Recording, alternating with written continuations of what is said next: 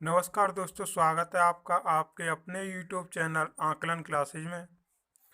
दोस्तों, आज हम बात करेंगे यूपी ट्रिपल एससी लेखपाल भर्ती 2020 के बारे में। तो दोस्तों, आज का प्रश्न पत्र है लेखपाल चकबंदी परीक्षा 2015 का। इसमें मात्र 1 से 60 प्रश्न आते हैं, जिसमें सामान्य ज्ञान से 40 प्रश्न आते हैं, सामान्य गणित से 40 प्रश्न, सामान्य हिंदी से 40 प्रश्न और ग्रामीण जानकारी से 40 प्रश्न आते हैं।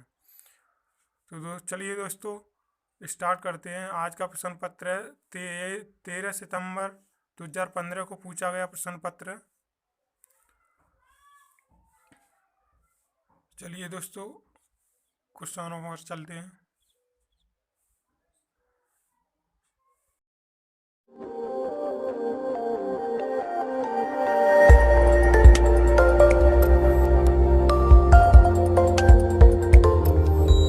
सबसे पहले हम लोग बात करेंगे यहाँ पर हिंदी की। तो हिंदी का सबसे पहला क्वेश्चन ये रहा सभी के सामने। राम वृक्ष बेनीपुरी की रचना माटी की मूर्तें किस साहित्यिक विधा से संबंधित हैं? तो दोस्तों चलिए आपको बता दें हमारे यहाँ से एग्जैक्ट आंसर क्या हो जाएगा। Very important question. तो बिल्कुल दोस्तों, यहाँ से हमारा एग्जैक्ट आंसर होगा ऑप्शन ए है रेखा चित्र। तो माटी की मूर्तें जो हमारे यहाँ पर रेखा चित्र साहित्य विधा से संबंधित है। इनकी रचना गेहूं और गुलाब भी हमारा रेखा चित्र जो है विधा है। इसके बाद देखिए हमारे यहाँ से अगला क्वेश्चन। दोस्तों, निम्नलिखित में से कौन सी बोली पूर्वी हिंदी के अंतर्गत नहीं आती है? तो बिल्कुल दोस्तों, हमारे यहाँ से एग्जैक्ट आंसर हो जाएगा मगही।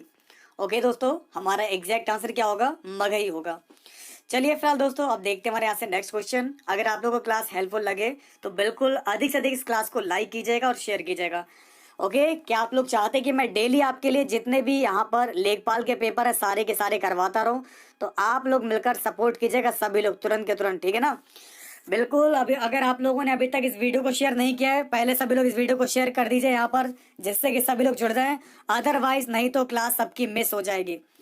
तो दोस्तों, हम लोग तो यहाँ पर भारतेंदु हरिश्चंद्र पर, तो भारतेंदु हरिश्चंद्र का कौन सा नाटक बांग्ला भाषा में अनुदित है? तो बिल्कुल दोस्तों, हमारे यहाँ से एग्जैक्ट आंसर क्या हो जाएगा 8th क्वेश्चन का? ऑप्शन सी आ जाएगा, विद्या सुंदर इसका राइट आंसर होगा। अब आगे देखिए दोस्तों, मुगल बादशाह शाहजहां ने किस कवि को महाकविराय की पदवी दी थी?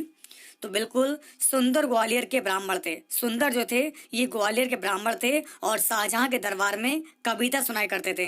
तो इन्हें शाहजहां ने दोस्तों कविराय की और फिर महाकविराय की पदवी दी थी। तो अगर दोस्तों आप लोग का आंसर यहाँ से बी आ रहा है तो बिल्कुल सही आ रहा है दोस्तों। यहाँ से राइट आंसर क्या होगा? सुंदर होगा। तो देख पा रहे होंगे दोस्तों हिंदी के क्वेश्चन कैसे पूछे गए थे। आप देखिए हमारे यहाँ से अगला क्वेश्चन आपको क्या दिया गया है। रिक्त स्थानों में उचित शब्द भरें। व्यंग्य लेखक सामाजिक पर तीखा प्रहार करता है। संगीत, विद्रूपता, अनुरूपता या फिर अभिरामता? तो चलिए फिलहाल दोस्तों आप सभी को बताते हैं हमारे यहाँ से एग्जैक्ट आंसर क्या होगा 10th क्वेश्चन का। ऑप्शन बी होगा। देखिए हमारा जो व्यंग्य लेखक है तो सामाजिक विद्रूपता पर तीखा प्रहार करता है। तो हमारा एग्जैक्ट आंसर क्या होगा दोस्तों 10th क्वेश्चन का, जिनका भी आंसर बी आ रहा है, विद्रूपता, बिल्कुल सही है। ओके, अब देखिए दोस्तों हमारे यहाँ से अगला क्वेश्चन ये रहा सभी के सामने। दोस्तों जैसा कि मैंने आप लोगों को ज्ञान आश्रय, प्रेम आश्रय, ठीक है ना, ये सब आपको मैंने पढ़ा है, निर्गुणवादी। तो बिल्कुल निम्नलिखित में से कौन हमारे ज्ञान आश्रय शाखा के कवि हैं? तो हमारा एग्जैक्ट आंसर हो जाएगा कबीरदास जी। तो ज्ञान आश्रय शाखा के भक्त कवि निर्गुणवादी थे और वे गुरु का बहुत सम्मान करते थे। ये जाति पाति के भेदों को नहीं मानते थे। इनके प्रमुख कवि है कबीरदास, नानक, रैदास, ठीक है ना, दद्दू दयाल, दादू दयाल, सुंदरदास और मलुकदास। इसके बाद देखिए हमारे यहाँ से अगला क्वेश्चन दोस्तों, जयचंद्र प्रकाश नामक महाकाव्य के लेखक कौन है?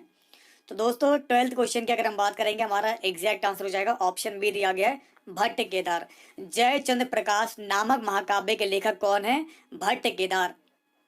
ओके दोस्तों, इसके बाद देखिए मेरे प्यारे दोस्तों क्या दिया गया है। मैथिली शरण गुप्त का संबंध आधुनिक काल के किस युग से जाना जाता है? तो ये कौन सा है? देखिए मैथिली शरण गुप्त का संबंध हमारा द्विवेदी युग से है, सबसे पहली बात। और इस युग से जितने भी संबंधित जो कवि हैं, सबसे पहले नाम आता है अयोध्या सिंह उपाध्याय हरिऔध का, दूसरा नाम आता है श्रीधर पाठक का और तीसरा नाम जो आता है वो आता है राम नरेश त्रिपाठी का। तो बिल्कुल ये सब पढ़ लीजिएगा और देखते हैं।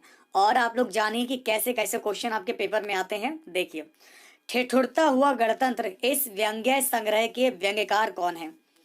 तो दोस्तों चलिए आपको बताते हैं हमारे यहाँ से 14 क्वेश्चन का जो हमारा एग्जैक्ट आंसर हो जाएगा ये हमारा होगा हरिशंकर परसाई।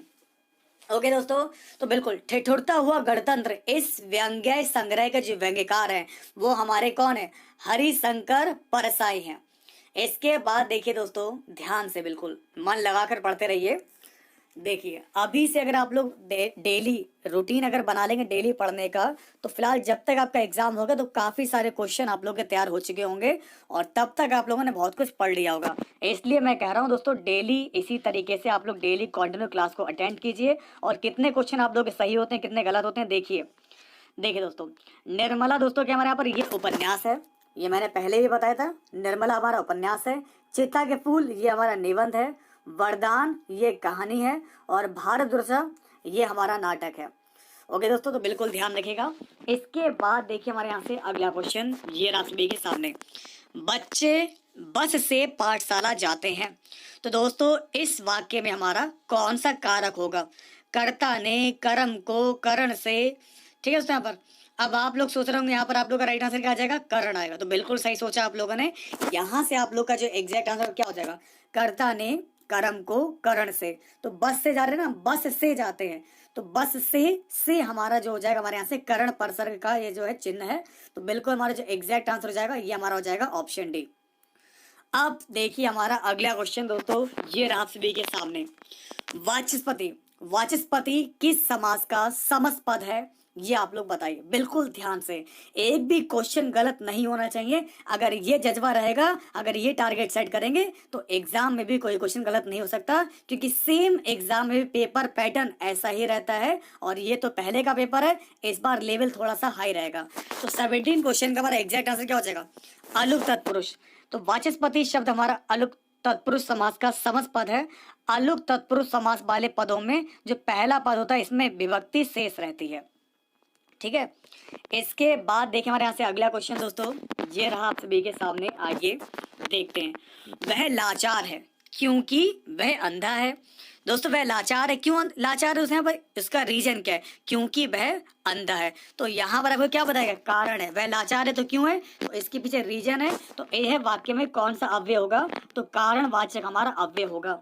तो जिन दोस्तों का भी हमारे आंसर डी आ रहा है तो बिल्कुल सही आ रहा है, ठीक है ना। इसके बाद देखिए हमारा अगला क्वेश्चन।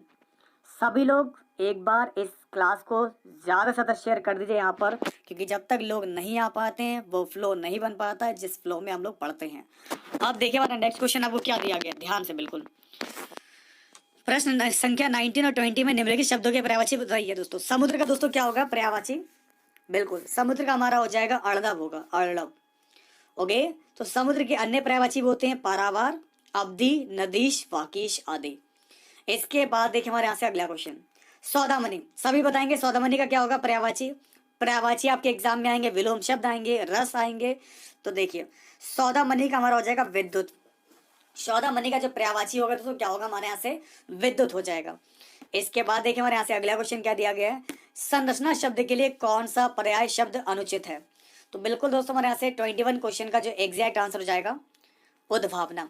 क्योंकि आपको बता दें संरचना शब्द के पर्याय जो शब्द हैं ये हमारा विरचित, संगठना और रचना विन्यास है, जबकि उद्भावना संरचना का पर्याय नहीं है।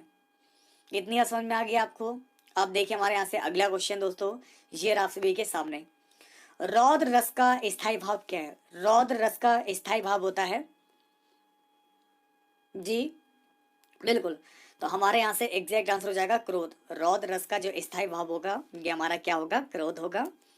इसके बाद देखिए हमारा दोस्तों अगला क्वेश्चन आपको क्या दिया गया है। सत्शास्त्र का उचित संधि विच्छेद क्या होगा? सत्शास्त्र, इसका दोस्तों संधि विच्छेद करेंगे हमारा क्या आ जाएगा? सत्य प्लस शास्त्र हो जाएगा। सत्य प्लस शास्त्र इसका एग्जैक्ट आंसर होगा। अब देखिए हमारा अगला क्वेश्चन क्या दिया गया है। किस छंद का प्रथम व अंतिम शब्द एक सा होता है?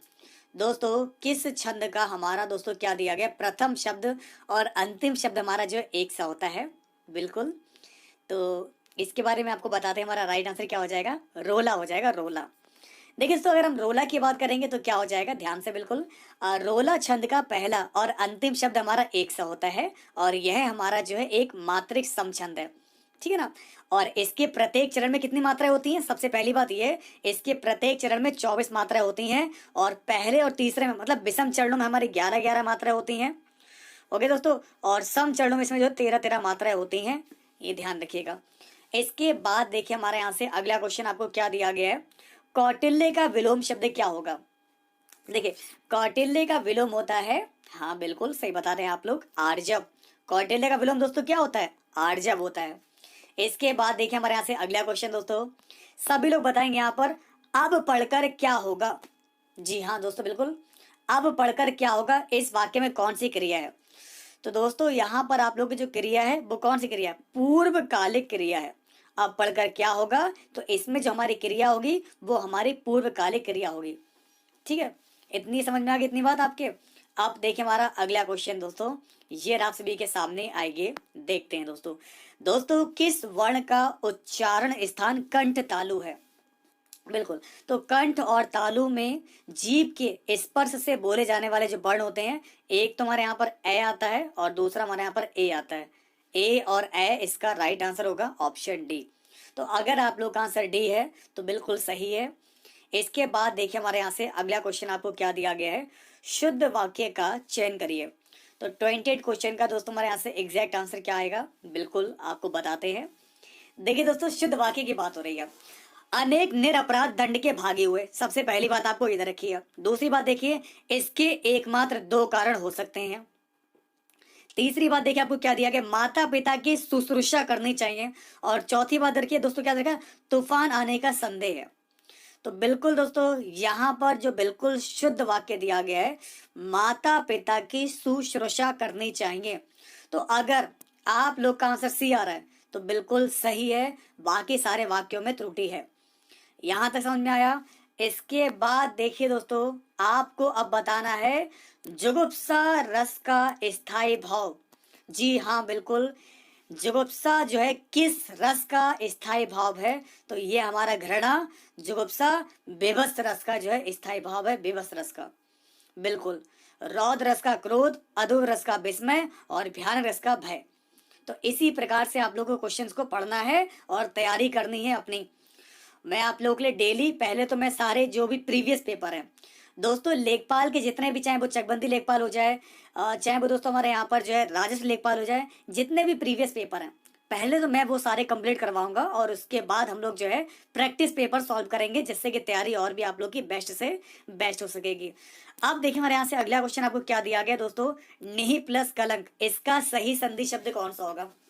दोस्तों, निहि प्लस कलंक, इसका सही संधि शब्द कौन सा होगा, तो हमारे यहाँ से एग्जैक्ट आंसर हो जाएगा निहि प्लस कलंक, निष्कलंक। तो अगर आप लोग का आंसर यहाँ से बी आ रहा है ना, निष्कलंक, तो बिल्कुल सही आ रहा है। ओके दोस्तों, इसके बाद देखिए हमारे यहाँ से अगला क्वेश्चन दोस्तों, ये रहा सभी के सामने, आइए देखते हैं दोस्तों।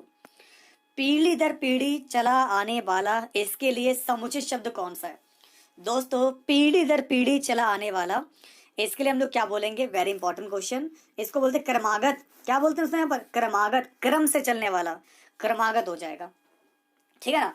चलिए दोस्तों, अब देखें हमारे यहाँ से अगला क्वेश्चन, ये रहा आप सभी के सामने, आइए देखते हैं दोस्तों। पवन का संधि विच्छेद कौन सा होगा, सभी लोग ध्यान से बिल्कुल, पवन का संधि विच्छेद, पवन, तो दोस्तों क्या बोलेंगे, इसको हम लोग लिखेंगे पोअन, पो प्लस अन, पोअन, पोअन मतलब पवन। और यहाँ पर जो संधि होगी दोस्तों, कौन सी संधि होगी इसमें, इसमें हमारी जो संधि होगी दोस्तों, ये हमारी आयादी संधि होगी, ठीक है दोस्तों। तो ऐसे ही क्वेश्चन आपके एग्जाम पेपर में पूछे जाते हैं लगातार। अब हम लोग चलते हैं फिलहाल अगले क्वेश्चन की ओर। दोस्तों, निम्नलिखित में से संकर शब्द कौन सा है, निम्नलिखित में से हमारा संकर शब्द कौन सा है, ये आप सभी को बताना है। और चुगलखोर, चुगलखोर जो शब्द हमारे यहाँ पर, ये संकर शब्द है।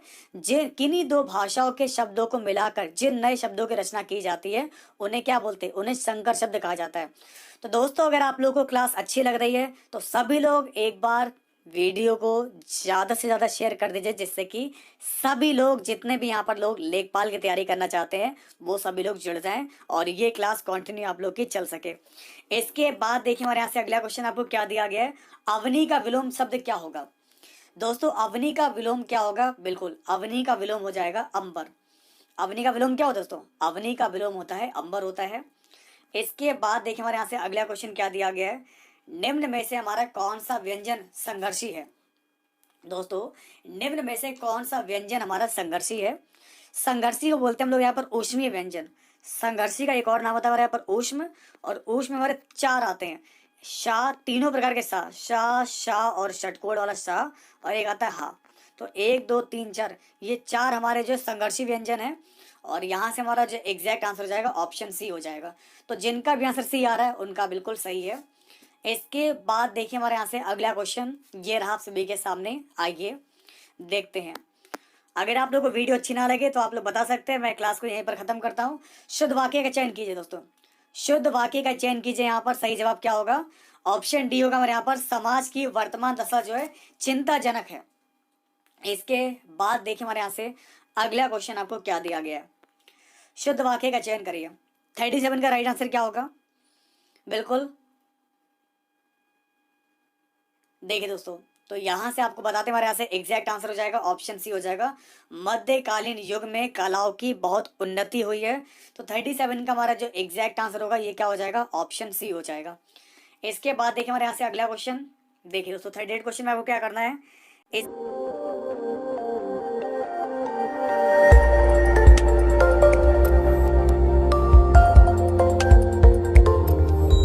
इसमें केवल आप लोग को जो है उचित क्रम के अनुसार इसको व्यवस्थित करना है। ठीक है दोस्तों, तो मजदूरों की बस्तियों में ये आपको 4 विकल्प दे रखे हैं, इनको क्रम के अनुसार जो है यहाँ पर दोस्तों सही कीजिए। तो किस प्रकार से सही होगा देखिए और बताइए कि यहाँ से आप लोग का राइट आंसर क्या होगा। बिल्कुल, तो चलिए फिलहाल आपको बताते हैं। मजदूरों की बस्तियों में व्यक्तियों की अपेक्षाकृत अनजान होने से मनोरंजन, शिक्षा आदि की सुविधाओं और कल्याणकारी कार्यकलापों के, ठीक है ना, कल्याणकारी कार्यकलापों के ना होने से वहां के बेकार रहने वाले व्यक्तियों को बिगड़ने की संभावना बनी रहती है।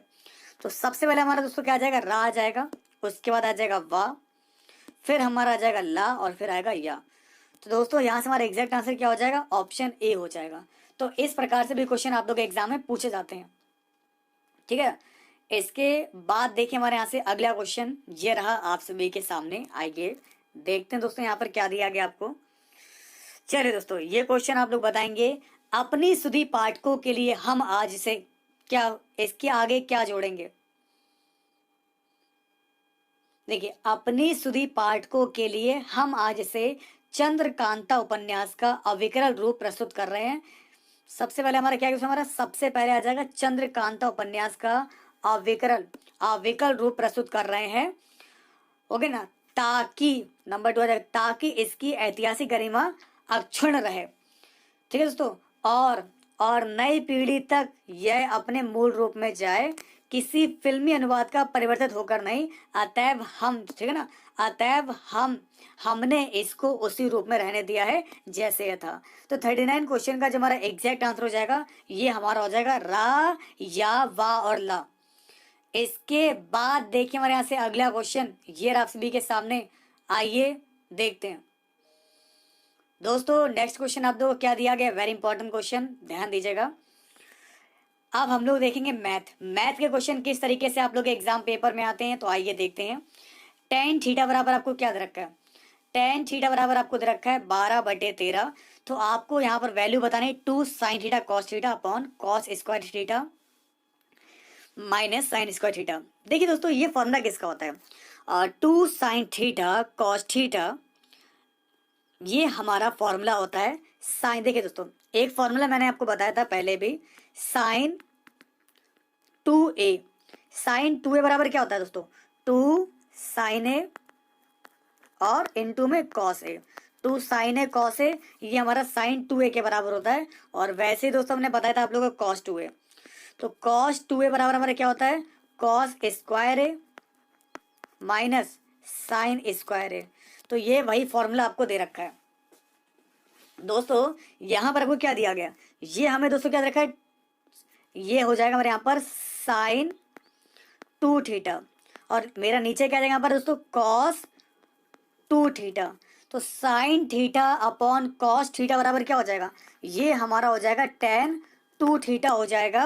वैकेंसी कभी भी है, अगर आपको तैयारी करना चाहते हैं तो आप लोग बता सकते हैं, नहीं करना तो भी आप लोग बता सकते हैं, मैं तो आप लोग कराते रहूँगा। तो टेन 2 थीटा बराबर हमारा क्या होता है 1, ठीक है दोस्तों, यहाँ पर 1 प्लस टेन थीटा अपॉन में 1 माइनस का टेन स्क्वायर थीटा।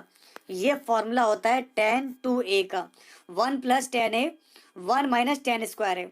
ओके दोस्तों, तो अब हम लोग इसको क्या करेंगे, हम लोग 1 प्लस का 12/13 लिखेंगे, और अपॉन में दोस्तों मेरे यहाँ पर कितना आ जाएगा, सॉरी यहाँ पर तो फॉर्मूला हमारा क्या होता है 2 10a, नीचे हमारा दोस्तों क्या हो जाएगा 1 माइनस का टेन स्क्वायर है, ये फॉर्मूला होता है हमारे यहाँ पर। दोस्तों अगर हम लोग यहाँ पर 10 की बात करेंगे तो मेरा फॉर्मूला क्या होता है 2 10a अपॉन में हो जाएगा 1 माइनस टेन स्क्वायर ए हो जाएगा, तो लिखेंगे 2 इंटू 12/13, नीचे दोस्तों मेरा क्या आ जाएगा, नीचे हमारा आ जाएगा 1 माइनस 144 अपॉन में आ जाएगा 169।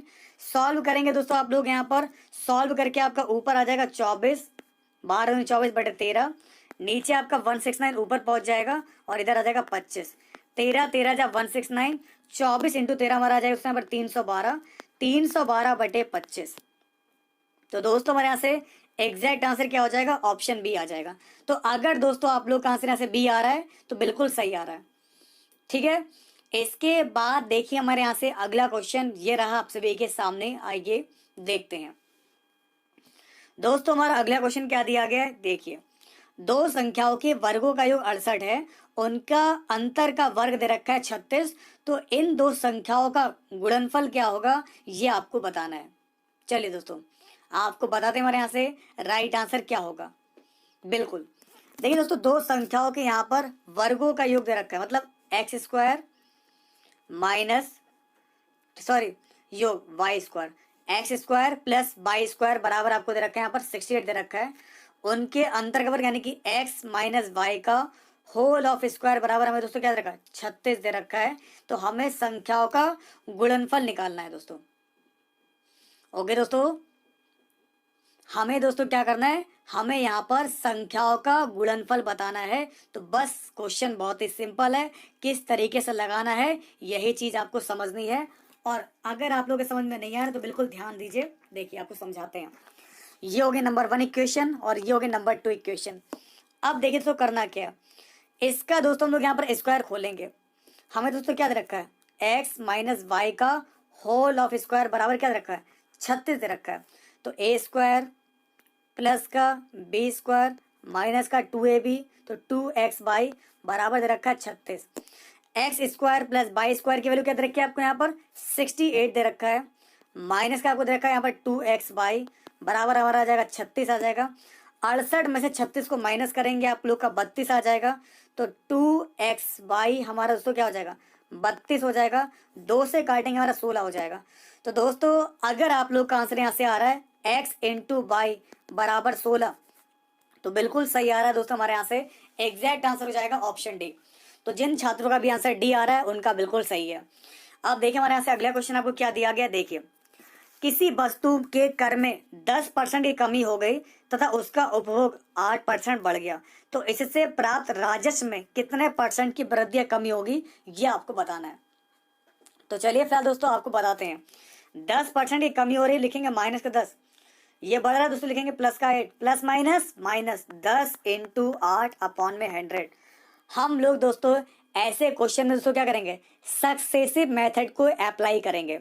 ओके सक्सेसिव मेथड अप्लाई करेंगे तो देखिए क्या आ जाएगा हमारे यहाँ से 0 से 0 कट जाएगा, ये मेरा पॉइंट का 8 बचेगा, यहाँ पर माइनस का 2 आ जाएगा, माइनस का 0.8, तो 2.8 माइनस का बचेगा, माइनस का दोस्तों हमारे यहाँ पर 2.8 आ जाएगा इसका राइट आंसर। मतलब यहाँ पर 2.8% की कमी होगी।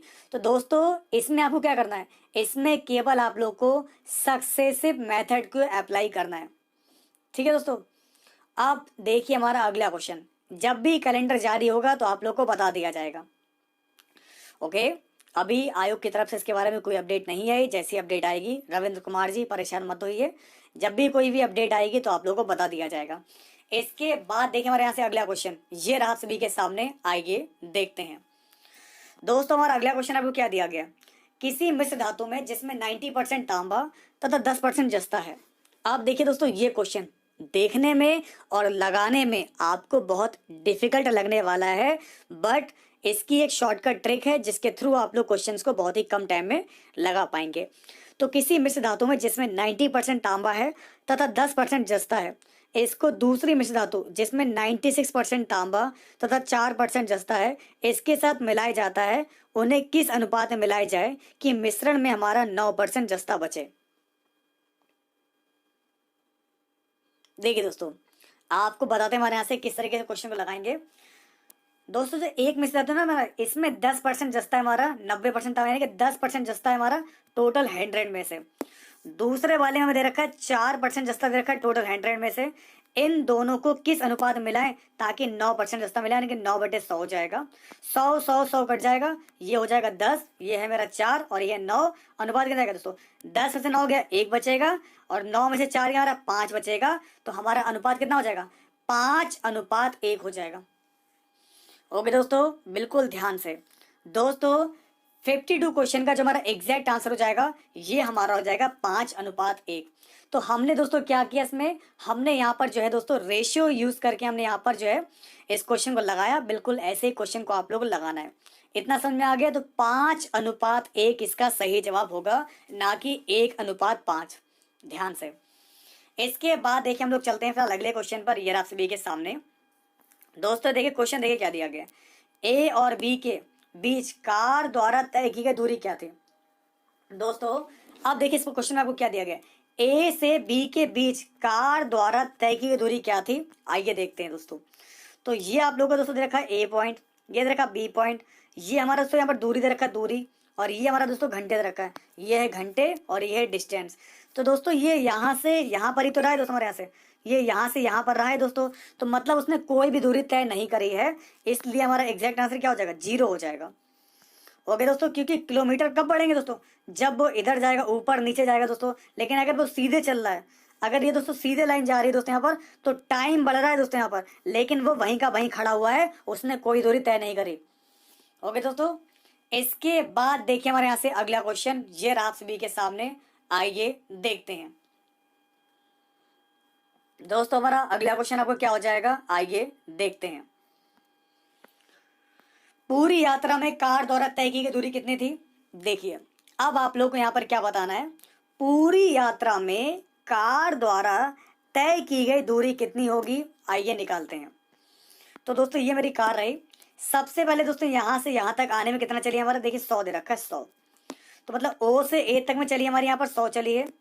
ए से बी में हमारा 0 दे रखा है, लेकिन बी से सी में कितना दे रखा है 100 से 150, यानी कि 50। ये चलिए हमारी 50 किलोमीटर, और सी से डी तक जाने में हमारे 150 दोस्तों ये चलिए। तो 100 50 150 150 150 300 हो जाएगा।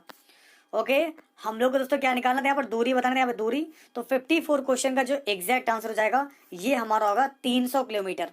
तो अगर दोस्तों आप लोग का आंसर ऐसे 300 किलोमीटर आ रहा है तो बिल्कुल सही आ रहा है। ठीक है, इसके बाद देखिए हमारे यहाँ से नेक्स्ट क्वेश्चन ये आप सभी के सामने, आइए देखते हैं। सी और डी के बीच कार की औसत गति क्या होगी, ये आपको निकालना है।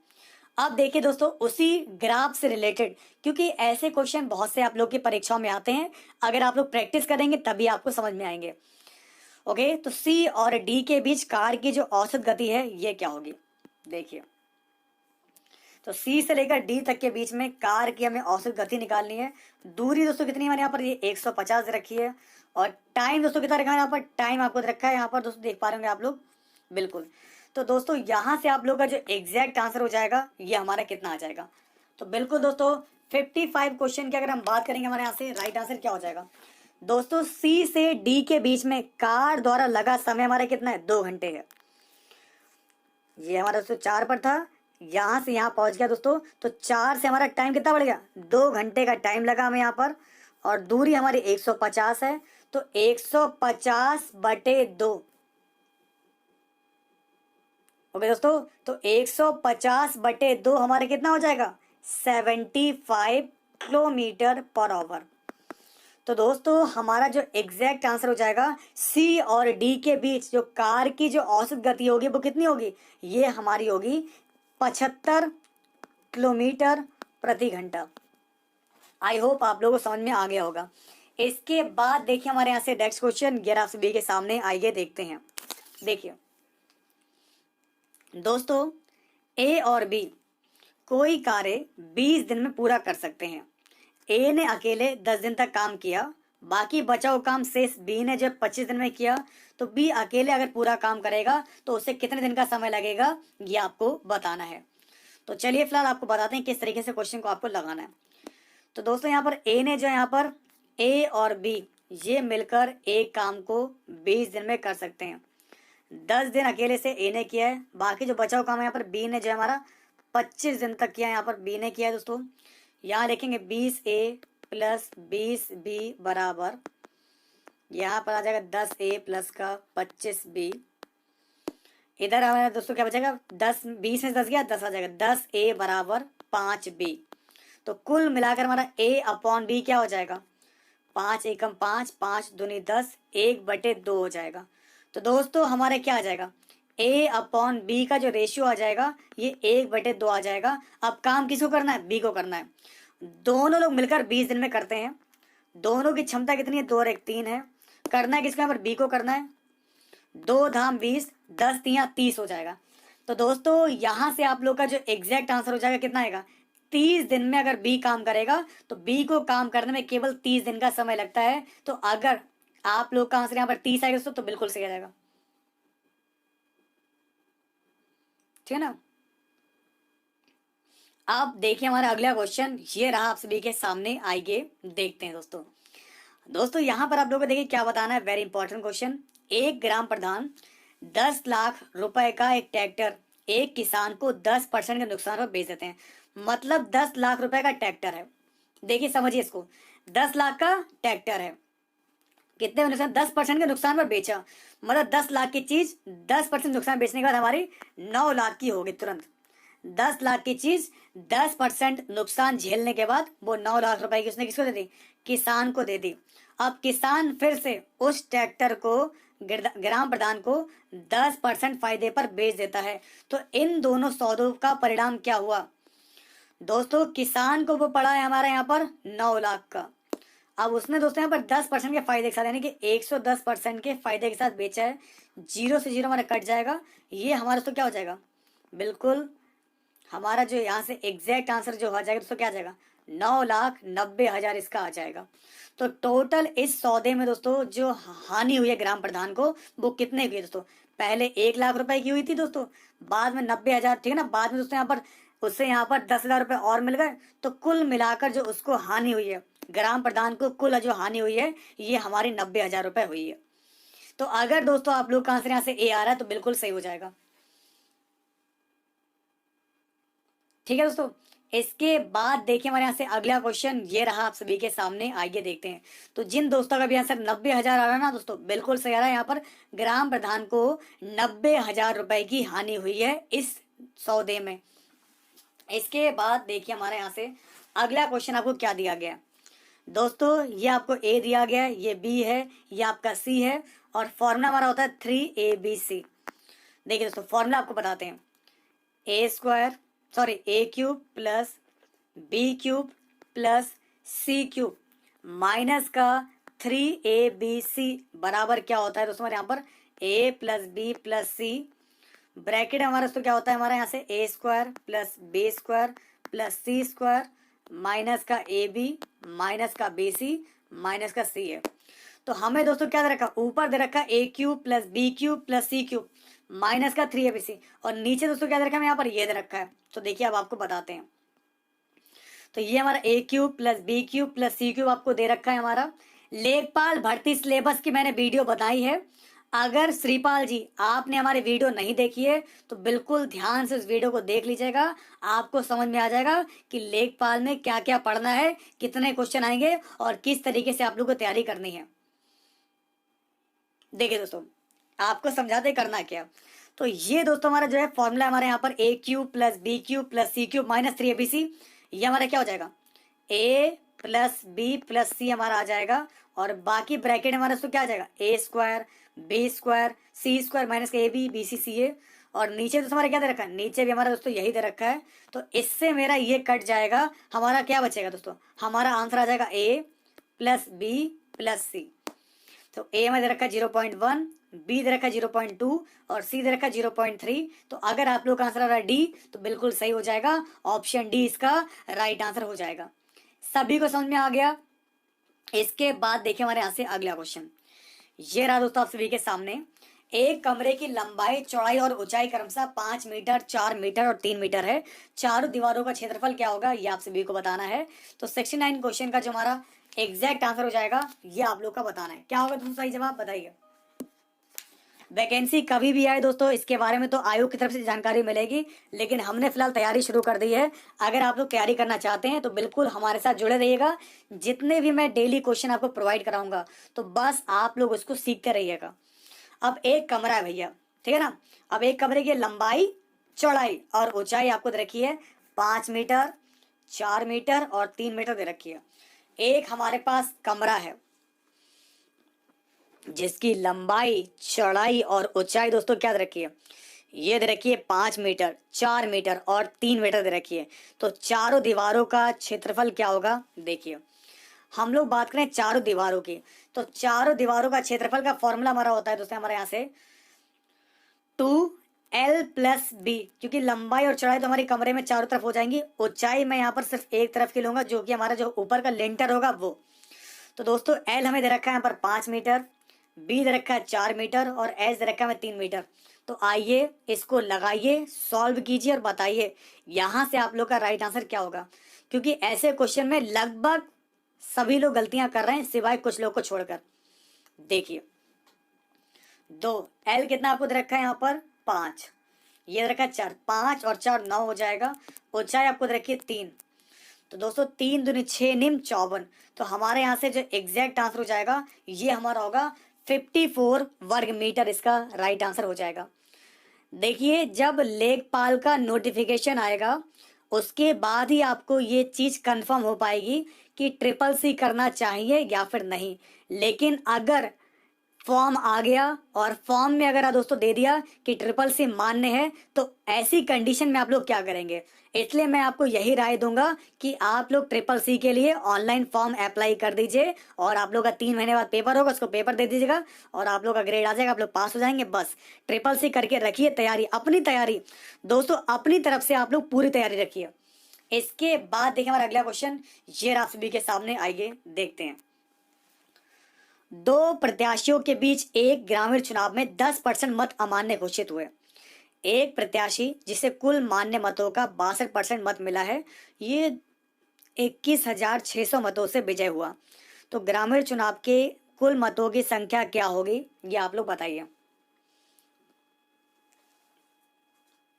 सभी लोग लगाएंगे, इसका राइट आंसर क्या होगा बताइए।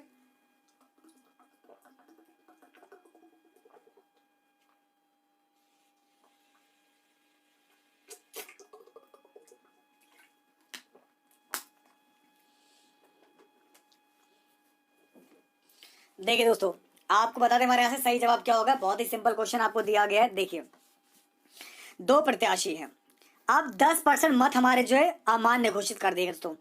तो दोस्तों देखिए मैं आपको समझाता हूँ, यहाँ पर 10% हमारे अवैध घोषित कर दिए गए, तो 90% मत बचे हुए हैं। अब 90% का दोस्तों में यहाँ पर 62% मत दोस्तों किसको मिला, एक प्रत्याशी है जिसे कुल मान्य मतों का 62% मिला है। और दूसरा दोस्तों दूसरे को कितना मिलेगा, इसका मान्य मतों दोस्तों कितना हो जाएगा, 2 का हमारा 8 हो जाएगा और ये हो जाएगा 38। दूसरे को मिला हमारे यहाँ पर 38% मिला है। तो जीतने वाले को मिला है 62% वोट और हारने वाले को मिला है यहाँ पर 38% वोट। तो इन दोनों के बीच का जो अंतर होगा दोस्तों क्या हो जाएगा, 62 में से अगर आप लोग 38 को माइनस करेंगे तो आप लोग का यहाँ पर अंतर क्या हो जाएगा। देखिए समझाते हैं, क्योंकि इस क्वेश्चन को लगाने का तरीका यही है। 12 में से 8 आपको बचेगा 4 बचेगा, 5 में आपका बचेगा 24% बचेगा दोस्तों। तो 90% का दोस्तों यहाँ पर दे रखा है 24%। 90% का 24%, ये उन दोनों के बीच का अंतर निकाला है और ये है हमारे यहाँ पर 21,600 के बराबर।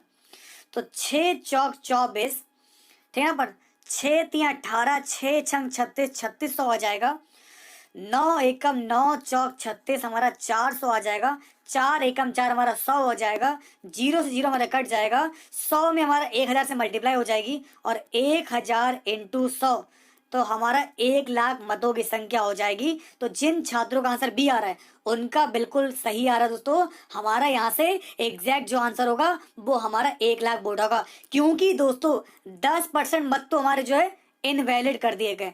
केवल 90% वोट मिले, तो 90% में एक को मिला है 62%, दूसरे को मिला है हमारा 38%। तो इन दोनों के बीच का जो अंतर था वो हमारा 24 था। तो कुल मिलाकर हमें जो है 90 का 24%, ये दोस्तों में दे रखा था यहाँ पर आप लोग का 21,600 के बराबर। और सॉल्व किया और सीधे आप लोग का जो एग्जैक्ट आंसर आएगा वो क्या आएगा, ये है लगाने का तरीका। कभी भी अगर ऐसे क्वेश्चन आएंगे दोस्तों तो हमेशा आपको अंतर दिया होगा और 1,00,000 इसका सही जवाब हो जाएगा। इसके बाद देखिए हमारे यहाँ से नेक्स्ट क्वेश्चन ये रहा दोस्तों, आप सभी के सामने। आइए देखते हैं दोस्तों। 4 अंकों की छोटी से छोटी संख्या जिसे 2 3 4 5 6 और 7 से डिवाइड करने पर प्रत्येक दशा में शेषफल 1 बचता है तो क्या होगी। अब देखिए 4 अंकों की संख्या निकालने मतलब नहीं दोस्तों। सबसे पहला आपका काम क्या है, 2 3 4 5 6 7, इसका एलसीएम निकालिए। दोस्तों देखिए क्या दिया गया है, सबसे पहला आपका जो काम होगा आपको इन संख्याओं का एलसीएम निकालना है, 2 3 4 5 6 7 का। तो एलसीएम निकालेंगे आप लोग का, इसका जो एलसीएम मेरा आ जाएगा वो आ जाएगा 420 हो जाएगा। तो वैसे तो हमारा जो आंसर था 421 होता था, लेकिन हमें क्या करना है, हमें 4 अंकों की छोटी संख्या बनानी है। तो 420 की मल्टीप्लाई किससे करें यहाँ पर, अगर मैंने 3 से करूंगा मैं यहाँ पर 3 0 0 3 दूनी 6, ठीक है ना, 3 चौक 12, तो मेरा 1260 आ गया। तो दोस्तों मैंने यहाँ पर 3 से मल्टीप्लाई कराई तो मेरे यहाँ पर 4 अंकों की संख्या आ जाएगी और जो संख्या होगी जो हमारा शेषफल आएगा उसको बाद में जोड़ देंगे और सॉल्व करने के बाद आप लोग का जो एग्जैक्ट आंसर हो जाएगा ये हमारा हो जाएगा 1261 हो जाएगा। वैसे दोस्तों फॉर्मूला हमारा ये होता है, अगर प्रत्येक दशा में शेष समान हो और आपको दिया हो, अगर आप लोग को समान शेष दिया होगा तो हमारा फॉर्मूला क्या होता है दोस्तों, एलसीएम में हम लोग एक थे ना समान शेष जोड़ देंगे तो हमारा आंसर आ जाएगा। यही इसको लगाने का तरीका है, इस चीज को आप लोग ध्यान रखिएगा। इसके बाद देखें हमारा अगला क्वेश्चन ये रहा दोस्तों, आप सभी के सामने। आइए देखते हैं। अब दोस्तों इस क्वेश्चन को लगाकर आप लोग दिखाइए, गेहूं और जौ के मिश्रण में 80% गेहूं है, उस मिश्रण का 12 क्विंटल में कितने गेहूं को और मिलाया जाए जिससे गेहूं की मात्रा जो है 85% हो जाए। तो सभी लोग लगाएंगे। और हाँ, अगर आप लोग चाहते हैं कि मैं लेखपाल के लिए डेली आप लोग के लिए क्लास कराऊं, पहले तो मैं आप लोग को पेपर सॉल्व करवा रहा हूं, जब पेपर सारे सॉल्व हो जाएंगे फिर मैं आप लोग को इसके प्रैक्टिस पेपर भी कराऊंगा, लेकिन आप लोग सपोर्ट कीजिए। दोस्तों देखिए, गेहूं और जौ के मिश्रण में हमारा 80% हमारा गेहूं दे रखा है, उस मिश्रण के 12 क्विंटल में कितने गेहूं की मात्रा मिलाई जाए जिससे गेहूं का जो प्रतिशत है वो हमारा 85 हो जाए। देखिए दोस्तों आपको समझाते हैं, हमारा 12 क्विंटल का 80% दोस्तों कितना हो जाएगा, 12 क्विंटल अगर हमारा गेहूं है तो इसका 80% कितना हो जाएगा, 48/5 हो जाएगा। और 20% कितना हो जाएगा हमारा यहाँ से 12/5 हो जाएगा, 20%। ओके, तो ये हमारा ऊपर आ जाएगा 48/5 और नीचे दोस्तों हमारे क्या आ जाएगा 12/5 हो जाएगा। अब देखिए क्या दिया गया, उस मिश्रण के 12 क्विंटल में कितने गेहूं की मात्रा और मिलाई जाए। तो दोस्तों गेहूं मिलाना आपका ना, तो ऊपर मैं लिखूंगा x, तो हमारा जो गेहूं हो जाए वो 85 हमारा ऊपर हो जाए। तो अगर दोस्तों गेहूं 85 होगा तो नीचे कितना हो जाएगा, यहाँ पर 15 बचेगा। तो बस 5 से 5 दोस्तों हमारे यहाँ पर कट जाएगा, 48 + 5x दोस्तों हमारा आ जाएगा। ओके दोस्तों, और इधर दे रखा 12, इधर दे रखा आप लोगों को 15, तो बिल्कुल 5 3 15, 5 एकम 5 7 35, 3 चौक 12, 4 हो जाएगा, 17 चौक 68, तो 48 + 5x बराबर दे रखा है 68, 5x बराबर आ जाएगा 20 और x बराबर आ जाएगा आपका 4 क्विंटल। तो दोस्तों जिन लोगों का भी आंसर 4 क्विंटल आ रहा है उनका बिल्कुल सही है दोस्तों। यहां से आप लोग का जो एग्जैक्ट आंसर हो जाएगा ये होगा 4। ओके, इसके बाद देखिए हमारे यहाँ से नेक्स्ट क्वेश्चन दोस्तों, ये रहा सभी के सामने। ऐसे क्वेश्चन जब पेपर में आते हैं तो कई लोग कंफ्यूज होते हैं। बंदर वाले क्वेश्चन। एक बंदर 12 मीटर लंबे खंबे पर हर 1 मिनट में 1 मीटर चढ़ता है। देखिए, ये आपका एक खंबा लगा हुआ है। बंदर जो हमारे यहाँ पर 12 मीटर का ये खंबा है हमारे यहाँ से। बंदर जो 1 मिनट में हमारा जो है 1 मीटर चल पाता है, और जैसे ही अगला मिनट होता है वो आधा नीचे खिसक आता है दोस्तों। तो 2 मिनट के अंदर वो केवल कितना चल पाता है? तो बंदर हमारे जो है दोस्तों यहाँ पर 2 मिनट में केवल आधा मीटर खंबा ही चढ़ पाता है। ठीक है दोस्तों, अब मैं इसकी मल्टीप्लाई कैसे कर दूंगा? 22 से करा दे रहा हूँ दोस्तों यहाँ पर। तो मैंने दोस्तों यहाँ पर क्या करा, इन दोनों स्टेप की जो मल्टीप्लाई है दोस्तों, ये मैंने 12 से कर दी, सॉरी 22 से। तो 22 दूनी 44, 44 मिनट में दोस्तों हमारे यहाँ से 22 से मल्टीप्लाई करेंगे 11 जगह 11 मीटर चल लेगा दोस्तों। बंदर दोस्तों क्या करेगा, 44 मिनट में 11 मीटर चल लेगा, और अगली बार में अगले 1 मिनट में वो 1 मीटर और चलेगा। तो 11 और 1 इधर 12 हो जाएगा, इधर 44 और 1 45 हो जाएगा। तो हमारा एग्जैक्ट आंसर क्या हो जाएगा? 45 मिनट होगा। ओके, तो बहुत ही सिंपल क्वेश्चन होते हैं यहाँ पर दोस्तों। अगर आप लोग का आंसर 45 मिनट आ रहा है तो बिल्कुल सही आ रहा है, लेकिन जब भी क्वेश्चन को लगाते हैं तो कई लोग इसमें कंफ्यूज हो जाते हैं। इसके बाद देखिए हमारा अगला क्वेश्चन दोस्तों, ये राशि के सामने आइए देखते हैं। एक धार्मिक आयोजन में स्त्रियों और पुरुषों की संख्याओं का अनुपात 3:2 है। मतलब स्त्रियां हमारे यहाँ पर 3x हैं और पुरुष दे रखे हैं 2x दे रखे हैं।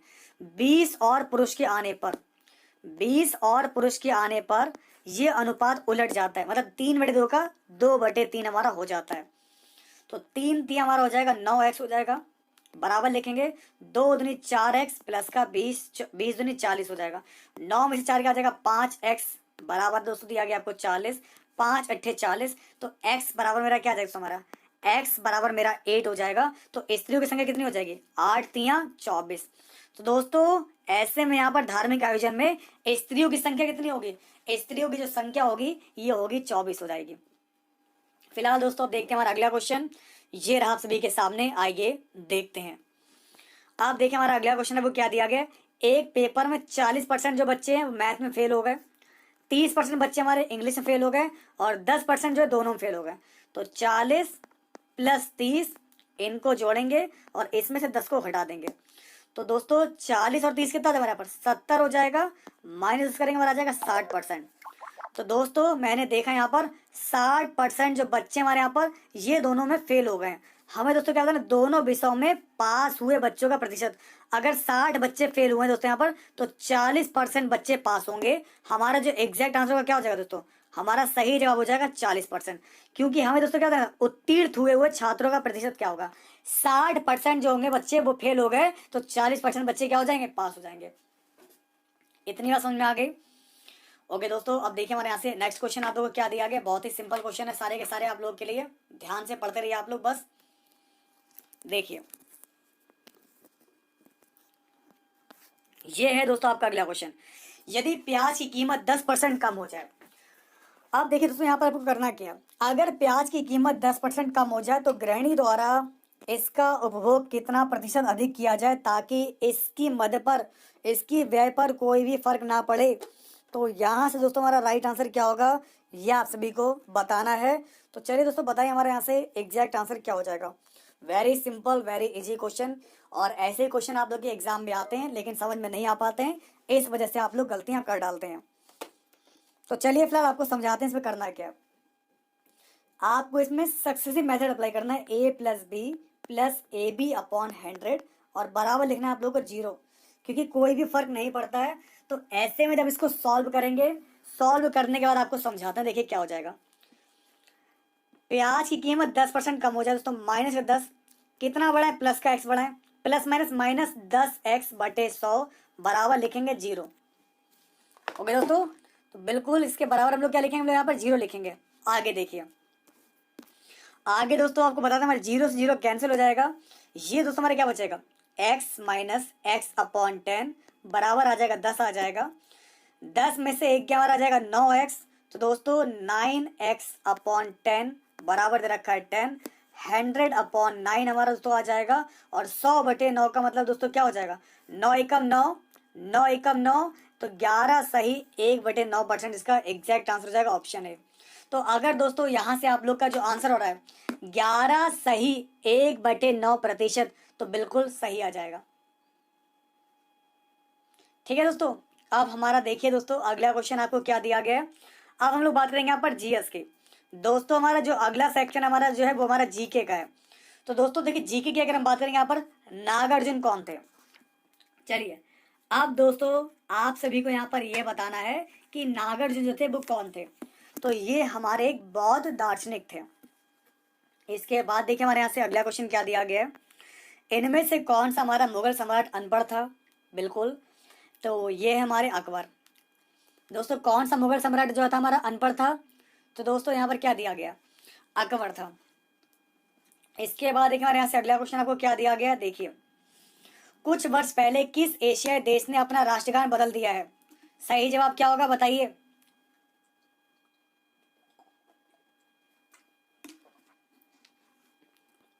तो हमारा दोस्तों यहाँ से एग्जैक्ट आंसर हो जाएगा नेपाल। तो अगर दोस्तों आप लोग का आंसर यहाँ से नेपाल आ रहा है तो बिल्कुल सही आ रहा है। अब देखिए हमारा अगला क्वेश्चन आपको क्या दिया गया है। ऐतिहासिक विक्टोरिया पार्क, जिसे अब जंग ए आज़ादी पार्क का नाम दिया गया है, ये कहाँ स्थित है। तो ये पार्क हमारा पड़ता है मेरठ में। दोस्तों ये पार्क हमारा कहाँ पर है, ये हमारा मेरठ में पड़ता है। इसके बाद चलते हैं हम लोग यहाँ पर अगले प्रश्न की ओर। दो कांच के गिलास एक दूसरे से एक के अंदर दूसरा चिपक जाते हैं, तो उन्हें कैसे अलग किया जाएगा, ये आप लोग बताइए। तो बिल्कुल दोस्तों उनको जो है यहाँ पर बाहरी गिलास को गर्म पानी में डालकर उसको अलग किया जाएगा। तो अगर आप लोग का आंसर यहाँ से ए आ रहा है तो बिल्कुल सही आ रहा है। चलिए दोस्तों इसके बाद आपको बताना है दोस्तों, थॉमस रो मुगल सम्राट जहांगीर से किस किले में मिला था।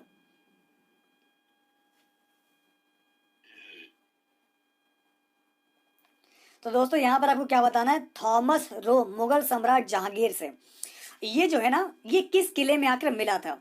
ये तो पता है दोस्तों किससे मिला, लेकिन किस किले में मिला यहाँ पर ये पूछ लिया गया आपसे। तो हमारा यहाँ से जो एग्जैक्ट आंसर हो जाएगा ये हमारा हो जाएगा अजमेर। तो अगर आप लोग का भी आंसर यहाँ से अजमेर आ रहा है तो बिल्कुल सही आ रहा है। अच्छा दोस्तों हमारा अगला क्वेश्चन देखिए दोस्तों क्या दिया गया, वेरी इंपॉर्टेंट क्वेश्चन। दोस्तों किस देश में यूरेनियम के सर्वाधिक भंडार है। सबसे ज्यादा जो यूरेनियम मिलता है ये कहाँ मिलता है, तो ये मिलता है हमारे यहाँ पर ऑस्ट्रेलिया में। ओके दोस्तों हमारे यहाँ से एग्जैक्ट आंसर क्या हो जाएगा, ऑस्ट्रेलिया इसका सही जवाब हो जाएगा। इसके बाद देखिए हमारे यहाँ से अगला क्वेश्चन ये रहा आप सभी के सामने। बिल्कुल दोस्तों यहाँ पर आप लोग को बधाइयाँ बीएससी की तरफ से। ठीक है दोस्तों, यहाँ पर ऐसे ही आप सभी लोग कामयाब हो जाइए। अब देखिए हमारा अगला क्वेश्चन आपको क्या दिया गया है, निम्नलिखित में से कौन सी नदी यमुना से नहीं मिलती। दोस्तों यहाँ पर देखिए क्या दिया गया आपको, निम्नलिखित में से कौन सी नदी जो हमारे यहाँ पर यमुना से नहीं मिलती है। तो हमारे यहाँ से 88 क्वेश्चन का जो एग्जैक्ट आंसर होगा ये हमारा हो जाएगा सोन नदी। ठीक है, चलिए दोस्तों बहुत अच्छी बात है, यहाँ पर कॉन्ग्रेचुलेशन बीएसए की तरफ से भी आप लोग को। अब चलते हैं फिलहाल हम अगले क्वेश्चन पर। दोस्तों हमारा अगला क्वेश्चन आपको क्या दिया गया, देखिए गंडक सिंचाई परियोजना किन प्रदेशों का एक संयुक्त प्रयास है। दोस्तों देखिए यहाँ पर आपको क्या दिया गया है, गंडक सिंचाई परियोजना किन प्रदेशों का एक संयुक्त प्रयास है। तो 89 क्वेश्चन का जो हमारा एग्जैक्ट आंसर हो जाएगा ये हमारा हो जाएगा दोस्तों ऑप्शन डी दिया गया, उत्तर प्रदेश एवं बिहार। ओके दोस्तों हमारा एग्जैक्ट आंसर क्या हो जाएगा, उत्तर प्रदेश एवं बिहार इसका सही जवाब होगा। ठीक है ना। ओके दोस्तों अब देखिए हमारा अगला क्वेश्चन क्या दिया गया है, इनमें से किसने भूमि मापांकन की व्यवस्था प्रारंभ की। दोस्तों देखिए आपको क्या दिया गया है, दोस्तों इनमें से जो है किसने भूमि मापांकन की व्यवस्था प्रारंभ की है। तो हमारे यहाँ से 90 क्वेश्चन का जो एग्जैक्ट आंसर हो जाएगा ये हमारा होगा शेर शाह। ओके तो हमारे दोस्तों यहाँ पर एग्जैक्ट आंसर क्या हो जाएगा, शेर शाह हो जाएगा। इसके बाद देखिए हमारे यहाँ से अगला प्रश्न आप लोगों के सामने आ चुका है, शहद का प्रमुख घटक है क्या। शहद का जो प्रमुख घटक है ये है हमारा फ्रक्टोज। ठीक है दोस्तों, शहद का जो प्रमुख घटक है दोस्तों हमारा ये है हमारा फ्रक्टोज।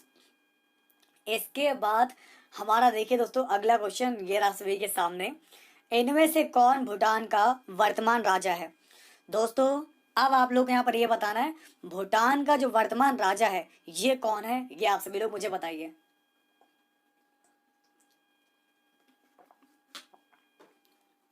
तो दोस्तों 92 क्वेश्चन का हमारा जो एग्जैक्ट आंसर हो जाएगा ये हमारा होगा जिग्मे खेसर नामग्याल वांगचुक, इसका सही जवाब होगा। इसके बाद दोस्तों चलते हैं फिलहाल हम लोग यहाँ पर अगले क्वेश्चन की तरफ। ये राशि के सामने, मनुष्य जीवन का सर्वोत्तम ध्येय है कैवल्य, जिसका अर्थ क्या है। चलिए दोस्तों, अब आप लोग यहाँ पर बताना यहाँ से राइट आंसर क्या होगा। वेरी इंपॉर्टेंट क्वेश्चन, बताइए।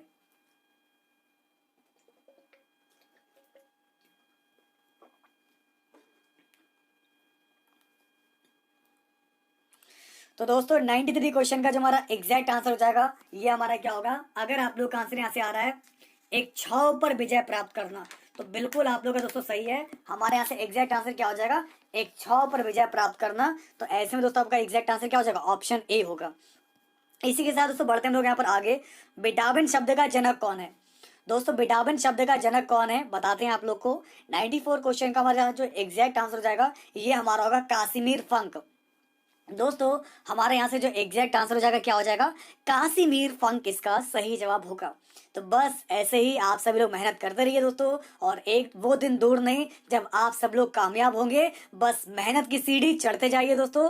और कामयाबी दोस्तों किसी को यहाँ पर ऐसे ही यूं ही नहीं मिल जाती, उसके लिए मेहनत तो करनी ही पड़ती है। तो इसलिए दोस्तों रोज थोड़ा थोड़ा डेली पढ़ने से आप लोग को बहुत कुछ तैयार होता है। तो बस पढ़ते रहिएगा आप लोग। और हाँ दोस्तों, अगर आप लोग को हमारी क्लासेस अच्छी लगती हैं तो बस आप लोग मिलकर सपोर्ट कीजिएगा, इस वीडियो को देखते शेयर कीजिएगा, लाइक कीजिएगा। इसके बाद दोस्तों चलते हैं हम लोग यहाँ पर अगले प्रश्न की ओर। ये आप सभी के सामने दोस्तों, इनमें से किसने अकबर की धार्मिक नीति की आलोचना की। दोस्तों यहाँ पर अकबर की धार्मिक नीति की जो आलोचना है दोस्तों ये किसने की थी, तो ये की थी हमारे यहाँ पर बदायूनी ने। ओके, तो दोस्तों हमारे यहाँ से एग्जैक्ट आंसर क्या हो जाएगा, बदायूनी इसका सही जवाब हो जाएगा। इसके बाद दोस्तों चलते हैं हमारा अगला क्वेश्चन। ये रहा आप सभी के सामने, प्रसिद्ध विरूपाक्ष मंदिर। Very very important question. तो ऐसे ही क्वेश्चन पूछे जाते हैं आप लोग के परीक्षाओं में। तो दोस्तों विरूपाक्ष मंदिर जो है दोस्तों ये कहाँ पर अवस्थित है। तो 96 क्वेश्चन का जो एग्जैक्ट आंसर हो जाएगा ये हमारा मंदिर है हम्पी में। कहाँ पर हमारे यहाँ पर, हम्पी में है। इसके बाद देखिए हमारे यहाँ से अगला क्वेश्चन। ये रहा दोस्तों आप सभी के सामने। आइए देखते हैं क्या दिया गया है। सिंचाई के लिए 16 मील लंबी चोल झील का निर्माण। ओके दोस्तों, तो इसका निर्माण इनमें से किस चोल शासक ने करवाया था बताएंगे आप लोग। बिल्कुल आपको बताते हैं। हमारा 97 क्वेश्चन जो कि काफी इंपॉर्टेंट दिया गया है, और यहाँ से आप लोग का जो एग्जैक्ट आंसर हो जाएगा ये होगा आपका राजेंद्र प्रथम। तो दोस्तों हमारे यहाँ से एग्जैक्ट आंसर क्या हो जाएगा, राजेंद्र प्रथम इसका सही जवाब होगा।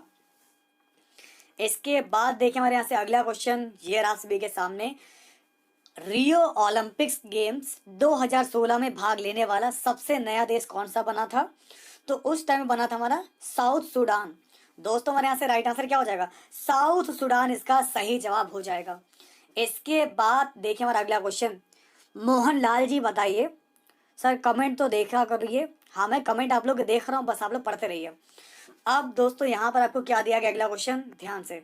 स्वच्छ भारत अभियान जिसमें दोस्तों स्वच्छ भारत अभियान ठीक है पर जिसमें आम सफाई के साथ बड़ी संख्या में शौचालयों का निर्माण होना है, इसका शुभारंभ जो है कब किया गया।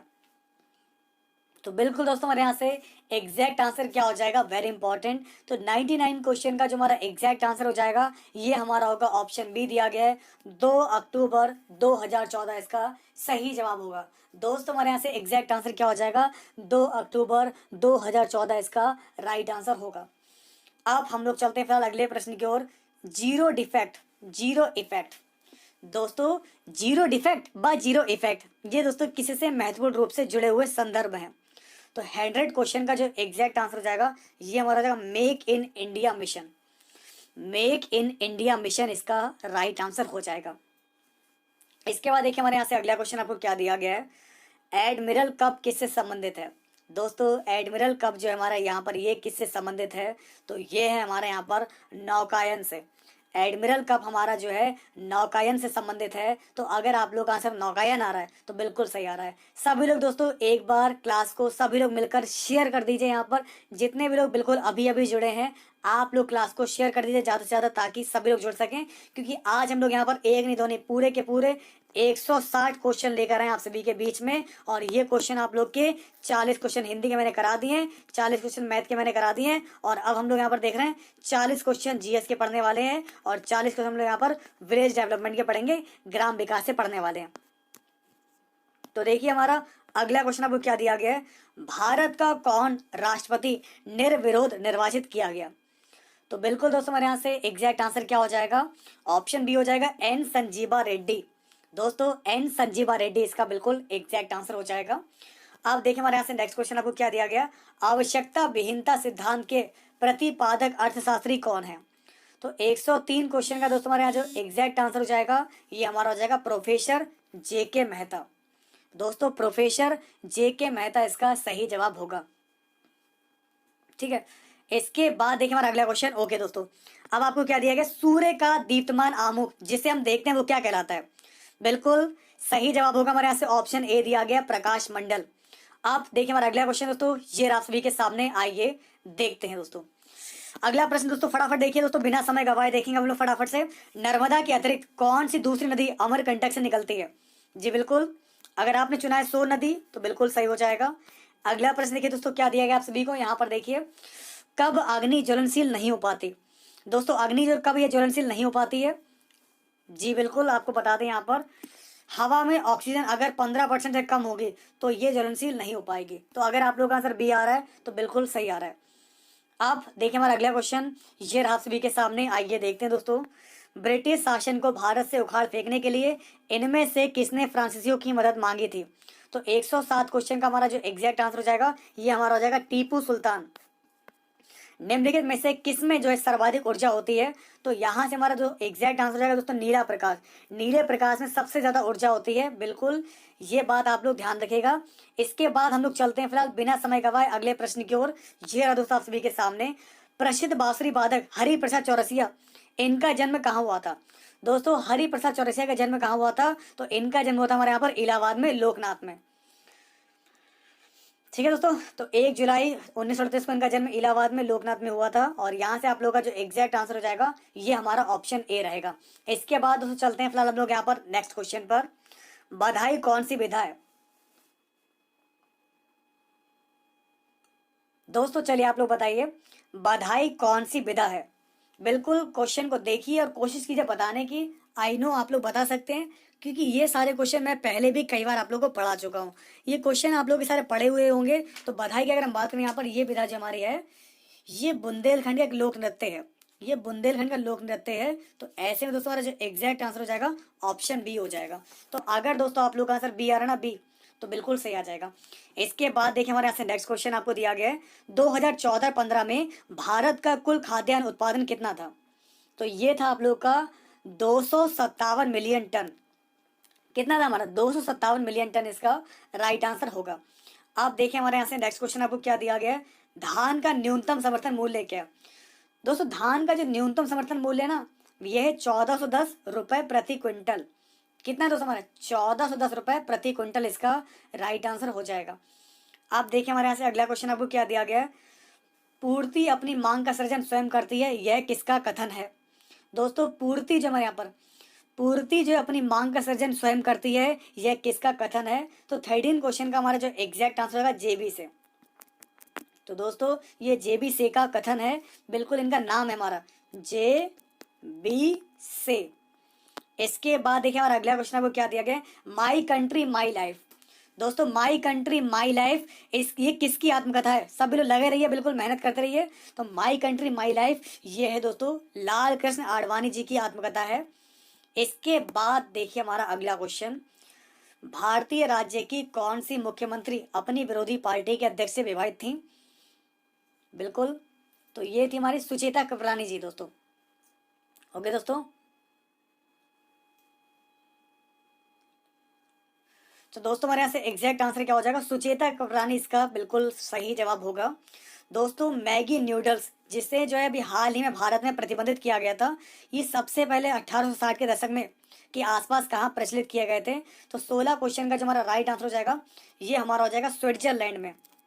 तो दोस्तों अगर आप लोग का आंसर स्विट्जरलैंड आ रहा है तो बिल्कुल सही आ रहा है। इसके बाद देखिए हमारे यहाँ से नेक्स्ट क्वेश्चन आपको दिया गया है, भारत की अन्य भाषाओं के ठीक है ना, गंजन थंग बादियां आदि जौहर जैसे शिष्टाचार के शब्दों का क्या अर्थ है। तो 17 क्वेश्चन का दोस्तों हमारा जो एग्जैक्ट आंसर हो जाएगा ऑप्शन ए हो जाएगा हमारे यहाँ पर धन्यवाद। इसके लिए हम लोग क्या लगाएंगे, धन्यवाद शब्द का प्रयोग करेंगे। दोस्तों हमारा अगला क्वेश्चन दिया गया, प्रधानमंत्री द्वारा घोषित निम्नलिखित योजनाओं में से कौन सी 9 मई 2015 को प्रारंभ नहीं की गई? तो 18 क्वेश्चन का जो सही जवाब होगा ये हमारा हो जाएगा प्रधानमंत्री आवास योजना, इसका राइट आंसर हो जाएगा।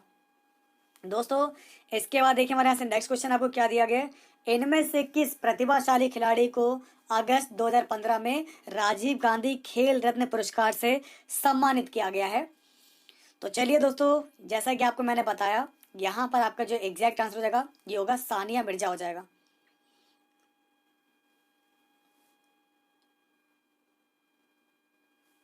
ओके, तो दोस्तों हमारे ऐसे एग्जैक्ट आंसर क्या हो जाएगा, सानिया मिर्जा इसका सही जवाब होगा। और ये हमारा है दोस्तों जीके का लास्ट क्वेश्चन है, फिर हम लोग पढ़ेंगे यहाँ पर ग्राम विकास। भारतीय सशस्त्र सेनाओं द्वारा पाकिस्तान से हाजीपीर की लड़ाई जो दोस्तों किस वर्ष लड़ी गई थी? तो 20 क्वेश्चन का जो हमारा एग्जैक्ट आंसर हो जाएगा हमारे यहाँ से 1965, इसका सही जवाब हो जाएगा 1965। इसके बाद देखिए हमारा अगला क्वेश्चन क्या दिया गया है, निम्नलिखित में से कौन से दो जुताई के प्राथमिक उपकरण है? निम्नलिखित में से कौन से हमारे दो जुताई के प्राथमिक उपकरण है? तो ये हमारा दे रखा है, एक तो हमारा जो हो जाएगा दोस्तों मोल्ड बोर्ड हल है, और एक है हमारा मृदा खुदाल जिसको बोलते हैं सब सॉइलर। ये मैंने क्वेश्चन पहले भी आपको बताया था। अब हम लोग पढ़ने वाले यहाँ पर विलेज डेवलपमेंट के सारे क्वेश्चन, यानी कि दोस्तों यहाँ पर ग्राम विकास के सारे क्वेश्चन पढ़ेंगे आप लोग। तो किस तरीके से क्वेश्चन आते हैं यहाँ पर देखिए दोस्तों, सिंचाई में जल प्रयोग की कुशल मितव्ययिता के अनुसार कौन सी प्रणाली श्रेयस्कर है? श्रेयस्कर है दोस्तों यहाँ पर। तो बिल्कुल 22 क्वेश्चन का हमारा जो एग्जैक्ट आंसर हो जाएगा ये हमारा हो जाएगा ड्रिप प्रणाली। दोस्तों कौन सी प्रणाली? तो हमारा हो जाएगा ड्रिप प्रणाली, इसका राइट आंसर होगा। इसके बाद देखिए हमारा अगला क्वेश्चन क्या दिया गया है, मिट्टी का कटाव सर्वाधिक किस प्रकार की मिट्टी में होता है? तो 23 क्वेश्चन का हमारा एग्जैक्ट आंसर हो जाएगा हमारा डी हो जाएगा, उपयुक्त सभी हो जाएगा। इसके बाद देखिए हमारा अगला क्वेश्चन क्या दिया गया, उत्तर प्रदेश में प्रचलित धरातल की माप में से कौन सा सही नहीं है? तो 25 क्वेश्चन का जो हमारा एग्जैक्ट आंसर होगा दोस्तों, जो गलती दे रखी है ये दे रखी है डी वाले में। ओके दोस्तों, तो बिल्कुल ध्यान रखें, हमारे यहाँ पर 20 बिस्वांसी बराबर 10 बिस्वा होता है, तो ये आप लोग को गलत दे रखा है। 20 बिस्वांसी की अगर हम दोस्तों बात करेंगे दोस्तों, तो इसमें हमारा जो एक बिस्वा होता है ना कि 10, तो ये आप लोग को जो है गलत दे रखा है। इसके बाद चलते हम लोग यहाँ पर अगले प्रश्न की ओर। ये रहा सभी के सामने, वार्षिक क्रम और वर्षांतर फसल उगाने की व्यवस्था को क्या कहते हैं? तो दोस्तों चलिए आपको बताते हैं, हमारे यहाँ से 26 क्वेश्चन देखने में आप लोगों को सिंपल लग रहा होगा, बट बहुत ही ज्यादा इंपॉर्टेंट क्वेश्चन है। तो हमारे यहाँ से जो राइट आंसर हो जाएगा क्या होगा, 26 क्वेश्चन का एग्जैक्ट आंसर हो जाएगा फसल रोपण अनुक्रम, इसका राइट आंसर क्या हो जाएगा, फसल रोपण अनुक्रम, ठीक है ना। इसके बाद देखिए हमारा दोस्तों नेक्स्ट क्वेश्चन आपको क्या दिया गया, प्रतिवर्ष भारत में कितना कृषि का कूड़ा और खरपतवार निकलता है? तो 27 क्वेश्चन का जो हमारा एग्जैक्ट आंसर होगा करीब 350 मिलियन टन, इसका राइट आंसर हो जाएगा। भारत में ग्राम पंचायतों की कुल संख्या कितनी है? इनमें से कोई नहीं दोस्तों, करीब अगर हम बात करें यहाँ पर ग्राम पंचायत दोस्तों, तो शायद 248626, 2,48,626 जो यहाँ पर इतनी तो थी पहले से पहले, और भी बढ़ जाएगी। इसके बाद हमारा देखिए दोस्तों अगला क्वेश्चन है, भारत में कुल कितने वन क्षेत्र हैं? कितना है दोस्तों, कितने वर्ग किलोमीटर जो वन क्षेत्र है? तो एक वन भारत वन स्थिति रिपोर्ट 2015 के मुताबिक देश में कुल वनावरण 70.17 मिलियन हेक्टेयर है, जो कि करीब हमारा जो है 701, यहाँ पर देख पा रहे होंगे आप लोग, 1673 वर्ग किलोमीटर में है। तो यहाँ से आप लोग का जो एग्जैक्ट आंसर हो जाएगा उपयुक्त में से कोई नहीं आएगा। इसके बाद देखिए और अगला क्वेश्चन दोस्तों, ये राशि के सामने, आइए देखते हैं। लेखपाल की वैकेंसी आएगी, बट कब आएगी दोस्तों इसके बारे में तो आयोग ही निर्णय लेगा। सिर्फ यहाँ पर इतनी जानकारी आई कि इस साल आप लोग की जो वैकेंसी आ सकती है। अब देखिए हमारा नेक्स्ट क्वेश्चन आपको क्या दिया गया है, कुल खेती क्षेत्र से तात्पर्य है दोस्तों, कुल खेती क्षेत्र से तात्पर्य क्या तात्पर्य है? तो हमारे यहाँ से जो एग्जैक्ट आंसर हो जाएगा दोस्तों, वर्ष में शुद्ध खेती में किया गया क्षेत्र प्लस वह क्षेत्र जिसमें एक बार से अधिक खेती की गई हो। ओके दोस्तों, इसके बाद देखें हमारा अगला क्वेश्चन, ये राशि के सामने, आइए देखते हैं। अब देखें हमारा दोस्तों नेक्स्ट क्वेश्चन आप लोगों को क्या दिया गया, वेरी इंपॉर्टेंट, निम्नलिखित में से कौन सी रूट क्रॉप नहीं है? दोस्तों निम्नलिखित में से हमारी कौन सी जो हमारे यहाँ पर रूट क्रॉप नहीं है दोस्तों। चलिए दोस्तों आपको बताते हैं हमारे यहाँ से 31 क्वेश्चन का जो हमारा राइट आंसर हो जाएगा ये हमारा हो जाएगा ईख। अब देखिए हमारा अगला क्वेश्चन आपको क्या दिया गया, गेहूं में प्रोटीन का प्रतिशत कितना होता है। दोस्तों यहाँ पर आप लोगों को देखिए क्या दिया गया, गेहूं में प्रोटीन का जो प्रतिशत होता है कितना होता है। तो 32 क्वेश्चन का जो हमारा राइट आंसर हो जाएगा ये होता है 12%। ओके, तो अगर आप लोग का आंसर यहाँ से 12% आ रहा है तो बिल्कुल सही आ रहा है। इसके बाद देखिए हमारे यहाँ से अगला प्रश्न, दोस्तों परिक्षेत्रीय मृदा को और क्या कहते हैं, बिल्कुल बताएंगे आप लोग। तो ये सारे क्वेश्चंस आप लोग के एग्जाम पेपर के हैं, और जितने भी पेपर हैं आप लोग के लेखपाल के, चकबंदी लेखपाल हो गया, वो राजस्व लेखपाल हो गया, जो भी पेपर हैं, पहले तो सबसे पहले मैं आपको सारे पेपर आपको सॉल्व करवा दूंगा, और पेपर के बाद हम लोग ठीक है ना प्रैक्टिस पेपर सॉल्व करेंगे, और फिर मैं आप लोगों को अलग से भी इसका कोर्स प्रोवाइड कराऊंगा जैसे आप लोग का यहाँ पर फॉर्म आते हैं। तो 33 क्वेश्चन का जो हमारा राइट आंसर हो जाएगा ये हमारा क्या होगा, ऑप्शन सी हो जाएगा, ट्रांसपोर्टेड मृदा।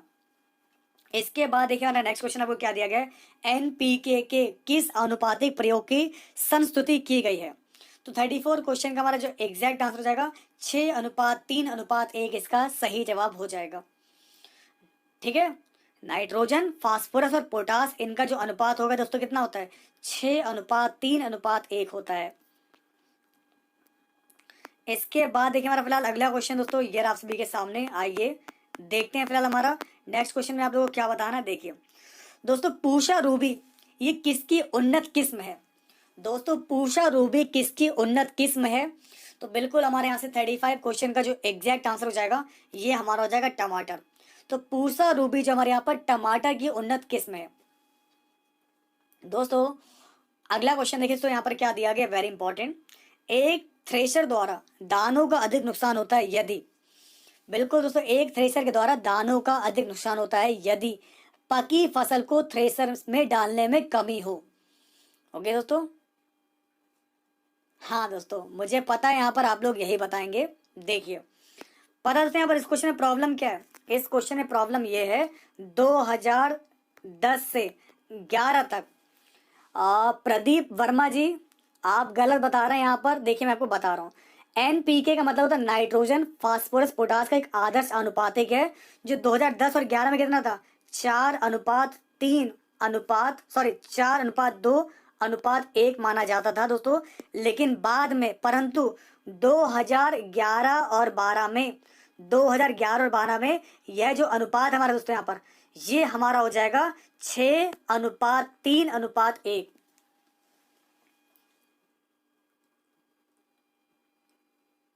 तो दोस्तों बिल्कुल ये जो आप लोगों ने पढ़ा है, ये जो रेशियो दोस्तों किसका दे रखा है, ये हमारा जो है दोस्तों 2010 और 11 का दे रखा है, और ये जो आंकड़ा दे रखा है हमारे यहाँ परंतु ये हमारा दोस्तों 2011 और 12 का दे रखा है। इसलिए मैं आपको बता रहा हूँ यहाँ पर अभी के मुकाबले में दोस्तों हमारा जो एग्जैक्ट आंसर हो जाएगा ये हमारा सी हो जाएगा। आप देखिए हमारा अगला क्वेश्चन दोस्तों ये आप सभी के सामने, आइए देखते हैं। दोस्तों हमारा अगला क्वेश्चन आपको क्या दिया गया, हाँ एक थ्रेशर के द्वारा दानों का जो अधिक नुकसान होता है यदि पकी फसल को थ्रेशर में डालने में कमी हो। तो अगर दोस्तों आप लोग का आंसर यहाँ से ए आ रहा है तो बिल्कुल सही आ रहा है। दोस्तों हमारा नेक्स्ट क्वेश्चन देखिए तो क्या दिया गया, वेरी इंपॉर्टेंट क्वेश्चन, आइए जानते हैं। दीमक को नष्ट करने के लिए सबसे अच्छा उपयुक्त रसायन कौन सा है। तो दोस्तों दीमक को अगर नष्ट करना हो तो हमारा राइट आंसर क्या हो जाएगा, तो आ जाएगा हमारे यहाँ से क्लोरपाइरिफस इसका सही जवाब हो जाएगा। दोस्तों यहाँ पर क्लोरपाइरिफस इसका सही जवाब होगा, क्लोराइफस। तो दोस्तों आपको बता दें दीमक को नष्ट करने के लिए सबसे उपयुक्त रसायन हमारा जो है वो हमारा क्लोरपाइरिफस है। क्लोरपाइरिफस एक क्रिस्टलीय कार्बोफॉस्फेट कीटनाशी है, और खड़ी फसल में दीमक का प्रकोप होने पर इसको जो 2 से 3 लीटर प्रति हेक्टेयर के दर से यहाँ पर 10 किलोग्राम बालू में मिलाकर उचित नमी पर शाम के समय छिड़काव करना चाहिए। तो हमारे यहाँ से एग्जैक्ट आंसर हो जाएगा ऑप्शन बी। इसके बाद देखिए हमारे यहाँ से नेक्स्ट क्वेश्चन आपको क्या दिया गया, इनमें से कौन ग्रामीण विकास का वर्तमान काबीना कैबिनेट मंत्री है। तो फिलहाल ये क्वेश्चन पहले का दोस्तों, इसके मुताबिक यहाँ पर जब क्वेश्चन पूछा गया था तो आपके यहाँ पर थे चौधरी चरण सिंह जी, जबकि वर्तमान में ग्रामीण विकास मंत्री जो है नरेंद्र सिंह तोमर है। जबकि वर्तमान में ग्रामीण विकास मंत्री कौन है, नरेंद्र सिंह तोमर है। इसको आप लोग सही कर लीजिएगा क्योंकि वर्तमान वाले अब चेंज हो चुके हैं। इसके बाद हमारा अगला क्वेश्चन दोस्तों ये आप सभी के सामने, फसल कटाई परीक्षण क्रॉप कटिंग एक्सपेरिमेंट इसलिए किए जाते हैं, किस लिए बताइए। ताकि उपज का अनुमान लगाने के लिए, फसल को नुकसान का आकलन करने के लिए, तो इन सभी कारणों से किए जाते हैं। तो अगर आप लोग का आंसर यहाँ से आ रहा है दोस्तों डी, तो बिल्कुल सही आ जाएगा, उपरोक्त में से कोई नहीं। ठीक है ना। अब देखिए हमारे यहाँ से अगला क्वेश्चन है, वेरी इंपॉर्टेंट दोस्तों। आंवले का सबसे ज्यादा जो उत्पादन होता है ये कहाँ होता है, ये आप सभी को बताना है। तो बिल्कुल दोस्तों हमारे यहाँ से 40 क्वेश्चन का जो हमारा एग्जैक्ट आंसर हो जाएगा, ये हमारा हो जाएगा प्रतापगढ़। तो आंवले का सबसे ज्यादा जो उत्पादन होता है दोस्तों, ये होता है हमारे यहाँ पर प्रतापगढ़ में होता है। इसके बाद देखिए हमारे यहाँ से नेक्स्ट क्वेश्चन आपको दिया गया है, और सभी कुछ प्रतीक्षा कर सकता है किंतु कृषि नहीं, यह उद्गार किसका है दोस्तों। तो 142 क्वेश्चन का जो हमारा एग्जैक्ट आंसर हो जाएगा दोस्तों हमारे यहाँ से क्या हो जाएगा, तो बिल्कुल दोस्तों हमारे यहाँ से एग्जैक्ट आंसर का ऑप्शन सी दिया गया, पंडित जवाहरलाल नेहरू इसका सही जवाब हो जाएगा। चलिए फिलहाल दोस्तों आप देखिए हमारे यहाँ से अगला क्वेश्चन आपको क्या दिया गया है, भारत में रजत क्रांति किससे संबंधित है। तो 43 क्वेश्चन का हमारा राइट आंसर क्या हो जाएगा, रजत क्रांति यानी कि सिल्वर रेवोल्यूशन। तो ये हमारा अंडा और चिकन से संबंधित है। तो हमारे यहाँ से दोस्तों एग्जैक्ट आंसर क्या हो जाएगा, ऑप्शन डी हो जाएगा। इसी के बाद देखते हैं हमारे दोस्तों नेक्स्ट क्वेश्चन हमारा, ये रहा सभी के सामने, केसर के लिए पौधों का कौन सा भाग उपयोग में लाया जाता है। तो केसर के लिए दोस्तों हमारा लाया जाता है यहाँ पर वर्तिकाग्र। इसको क्या बोलते हैं हम लोग यहाँ पर, वर्तिकाग्र इसका सही जवाब होगा। वर्तिकाग्र मतलब होता है यहाँ पर स्टिग्मा। ठीक है ना। तो केसर एक सुगंध प्रदान करने वाला पौधा है जिसके पुष्प के वर्तिकाग्र, केसर, कुसुम, जाफरान या सैफरॉन जिसको हम लोग बोलते हैं। तो इसलिए हमारे यहाँ से जो राइट आंसर हो जाएगा ऑप्शन बी हो जाएगा। इसके बाद हमारा देखिए दोस्तों अगला क्वेश्चन ये दिया आपके सामने, महाजनी प्रथा का सबसे पहले उल्लेख निम्नलिखित में से किस प्राचीन ग्रंथ में हुआ है। तो महाजनी प्रथा का सबसे पहले उल्लेख शतपथ ब्राह्मण ग्रंथ में हुआ है, और इसमें जो है सूदखोर को कुछ दिन कहा गया है। तो हमारे यहाँ से जो एग्जैक्ट आंसर हो जाएगा ये हो जाएगा शतपथ ब्राह्मण, इसका राइट आंसर होगा। चलिए फिलहाल देखिए हमारे यहाँ से नेक्स्ट क्वेश्चन आपको क्या दिया गया है, ललित किसकी एक उत्तम किस्म है। तो दोस्तों ये है हमारी यहाँ पर अमरूद की एक उत्तम किस्म है। तो ऑप्शन बी हमारा बिल्कुल सही हो जाएगा। कृषि कार्य में लगे ट्रैक्टर की आवाज किस स्तर से अधिक नहीं होनी चाहिए। तो दोस्तों ट्रैक्टर के बारे में मैंने पहले ही बताया था दोस्तों, इसकी आवाज हमारे यहाँ पर ये 90 डेसिबल से ज्यादा नहीं होनी चाहिए, ये आप लोग पढ़ चुके हैं। इसके बाद हमारा देखिए दोस्तों अगला क्वेश्चन क्या दिया गया है, सेंट्रीफ्यूगल पंप का पानी निकालने के लिए कब प्रयोग किया जाता है। सेंट्रीफ्यूगल पंप का पानी निकालने के लिए इसको जो है कब यूज किया जाता है। तो इसका सही जवाब हो जाएगा दोस्तों, जब पानी का निकास मंद हो और स्रोत ज्यादा हो तब इसका इस्तेमाल किया जाता है। तो ऐसी कंडीशन में आप लोगों का जो एग्जैक्ट आंसर होगा ये हमारा ऑप्शन बी हो जाएगा। इसके बाद देखिए दोस्तों हमारा अगला क्वेश्चन क्या दिया गया, धान में भूसी का जो प्रतिशत है अनुमानतः कितना होता है। धान में भूसी का जो प्रतिशत है अनुमानतः कितना होता है, कितने % भूसी होती है धान के अंदर। तो ये होती है हमारी करीब 20% हो जाती है। तो हमारे यहाँ से एग्जैक्ट आंसर क्या हो जाएगा, 20% हो जाएगा। इसके बाद देखिए हमारा अगला क्वेश्चन, चावल के उन्नत बीज की प्रति हेक्टेयर बीजारोपण दर कितनी होती है। तो दोस्तों हमारे यहाँ से 150 क्वेश्चन का जो एग्जैक्ट आंसर हो जाएगा करीब हमारा 15 किलोग्राम, इसका सही जवाब हो जाएगा 15 किलोग्राम। निम्नलिखित में से हमारा जो दिया गया कौन सा अम्लीय धरती पर सफलता से उगाया जा सकता है। तो दोस्तों यहाँ पर अगर आपको बताएं, हल्की अम्लीय मृदा में खीरा जो है ये सफलता पूर्वक उगाया जा सकता है। तो अगर आप लोग का आंसर यहाँ से खीरा आ रहा है तो बिल्कुल सही है। इसके बाद देखिए हमारे यहाँ से फिलहाल अगला क्वेश्चन है, पूषा रसराज। दोस्तों पूषा रसराज किसकी उन्नत किस्म है। पूषा रसराज ये किसकी उन्नत किस्म है। तो ये है हमारे यहाँ पर खरबूजे की उन्नत किस्म। तो पूषा रसराज खरबूजे की उन्नत किस्म है। खरबूजे की और भी किस्में आती हैं जैसे कि हरा मधु, पंजाब शंकर, MS10, ये आदि वगैरह जो है किस्में सारी खरबूजे की हैं। इसके बाद हमारा देखिए हमारा अगला क्वेश्चन आपको क्या दिया गया है, उत्तर भारत में गेहूं के फसल की हेरफेर किससे की जाती है। तो 53 क्वेश्चन का जो हमारा एग्जैक्ट आंसर हो जाएगा ये हमारा हो जाएगा धान। इसके बाद देखिए हमारा दोस्तों नेक्स्ट क्वेश्चन क्या देगा, 1 हॉर्स पावर, ये तो मैंने कई बार आपके साथ साइंस में भी डिस्कस किया है, ये हमारा 746 वाट के बराबर होता है। अगला क्वेश्चन दोस्तों देखिए यहाँ पर आपको क्या दिया गया है, दोस्तों कूड़े से हरित ऊर्जा निर्माण में कौन कौन से राज्य अग्रणी है। तो फिलहाल दोस्तों इसमें आप लोग के 2 राज्यों का नाम आता है। सबसे पहले एक तो हमारा आता है महाराष्ट्र का और दूसरा आता है यहाँ पर पंजाब का आता है। ठीक है। इसके बाद देखिए हमारा दोस्तों अगला क्वेश्चन आपको क्या दिया गया यहाँ पर, वैज्ञानिक अनुमान ने इस ग्रह पर कितने वृक्ष हैं। वैज्ञानिक अनुमान के मुताबिक दोस्तों हमारे पृथ्वी ग्रह की अगर हम बात करें दोस्तों, यहाँ पर कितने वृक्ष हैं ये आप लोग को बताना है। तो 56 क्वेश्चन की अगर हम बात करेंगे हमारे यहाँ से, तो इसके बारे में आपको बताना करीब 3 ट्रिलियन। तो ठीक है ना, येल स्कूल ऑफ फॉरेस्ट एवं एनवायरमेंटल स्टडीज के मुताबिक पृथ्वी पर लगभग करीब 3.04 ट्रिलियन से ज्यादा वृक्ष हैं। सामान्यतः प्रत्येक व्यक्ति के हिस्से में 422 वृक्ष आते हैं। ठीक है दोस्तों, तो इसके निकटतम जो हमारा उत्तर हो जाएगा ये हमारा ऑप्शन ए हो जाएगा। इसके बाद देखिए हमारे यहाँ से नेक्स्ट क्वेश्चन आपको क्या दिया गया है दोस्तों, कितने % ग्रामीण परिवार की रसोई में परंपरागत लकड़ी गोबर आदि में खाना बनाया जाता है। तो यहाँ से आपको बता दें करीब 1% लोग, सॉरी 57 क्वेश्चन का हमारा जो एग्जैक्ट करीब हमारे 85% लोग ऐसे हैं दोस्तों जिनमें इस तरीके से खाना बनाया जाता है। इसके बाद हमारा दोस्तों अगला क्वेश्चन क्या दिया गया दोस्तों, केवल कितने % ग्रामीण परिवार ऐसे हैं दोस्तों जिनके रसोई में मिट्टी के तेल से खाना बनाया जाता है दोस्तों। तो ऐसे लोग हैं करीब हमारे यहाँ पर 1%। ये क्वेश्चन पहले भी आप लोगों के साथ डिस्कस किया था। इसके बाद आपको दिया गया पर जाबो, जाबो ग्रामीण खेती करने का तरीका ये कहाँ विद्यमान है। जाबो की अगर हम बात करें यहाँ पर दोस्तों, जाबो ZABO, तो जाबो फिलहाल हमारे जो दे रखा है नागालैंड की एक स्वदेशी कृषि प्रणाली है जिसका मूल स्थान नागालैंड की, ठीक है ना दोस्तों, किकरूमा गांव जिला फेक में है। जाबो का अर्थ होता है पानी का प्रबंधन। तो यहाँ से हमारा जो एग्जैक्ट आंसर हो जाएगा दोस्तों क्या हो जाएगा, नागालैंड इसका सही जवाब होगा। और ये है दोस्तों फिलहाल हमारा आज का लास्ट क्वेश्चन, किसान चैनल का प्रधानमंत्री द्वारा कब उद्घाटन किया गया। दोस्तों किसान चैनल का प्रधानमंत्री जी के द्वारा कब उद्घाटन किया गया, तो यहाँ से आप लोग का जो एग्जैक्ट आंसर होगा 26 मई 2015 आ जाएगा। तो अगर दोस्तों आप लोग क्लास अच्छी लगी हो तो आप लोग अधिक से अधिक शेयर कीजिएगा, वीडियो को लाइक कीजिएगा, सपोर्ट कीजिएगा। फिर मिलेंगे दोस्तों कुछ ऐसे इंपॉर्टेंट पेपर के साथ, बने रहिए आप लोग।